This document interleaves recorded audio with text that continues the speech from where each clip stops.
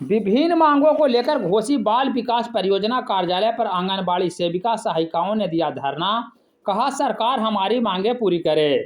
दरअसल आंगनबाड़ी सेविका सहायिकाओं ने सरकारी कर्मचारी का दर्जा देने को लेकर घोसी बाल विकास परियोजना कार्यालय पर एक दिवसीय धरना का आयोजन किया, जिसमें आंगनबाड़ी सेविकाओं ने सरकार पर दो रंगी नीति अपनाने का आरोप लगाया।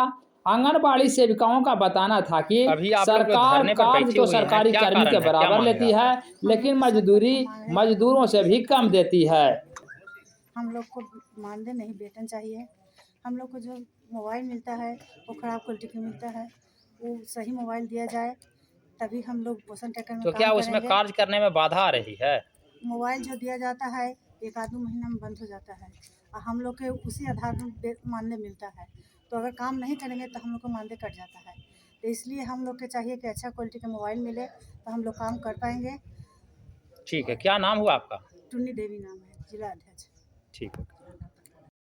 अभी आप लोग धरने पर बैठी हुई हैं, क्या कारण है, क्या मांग है आप लोगों का? हम लोग को मांग यही है कि हम लोग काम करते हैं लेकिन हम लोग को मजदूरी सही हम लोग का काम करने का मजदूरी सही ढंग से नहीं दिया जाता है। हम लोग सरकारी कर्मचारी का दर्जा दिया जाए और 26,000 वेतन दिया जाए। सेविका सहायिका को 18,000 दिया जाए, इसकी मांग है। हम लोग को सब काम सरकार के जैसा जैसा रीति रिवाज है उसी के अनुसार हम लोग को काम दिया जाता है, लेकिन उसके अनुसार हम लोग को कोई मजदूरी नहीं दिया। सरकारी मजदूरी जो लेबर कॉस्ट है उस तरह से भी हम लोग को नहीं दिया जाता है, उससे भी कम दिया जाता है। मजदूरी भी नहीं, जो सरकारी मजदूरी लिमिट किया क्या नाम है आपका? मेरा नाम है अंजू कुमारी। सेविका हैं? सेविका है। ठीक है।